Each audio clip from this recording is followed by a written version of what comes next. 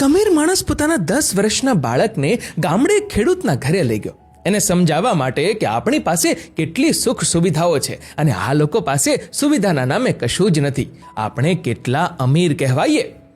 ત્યાંથી પાછા ફરતી વખતે બાળકને પૂછ્યું, શું જોયું તે બેટા? ત્યારે બાળક બોલ્યો, પપ્પા, આપણી પાસે એક નાનો એવો સ્વિમિંગ પુલ છે અને એ લોકો પાસે તો કેવડી મોટી તાજા પાણીની નદી વહે છે.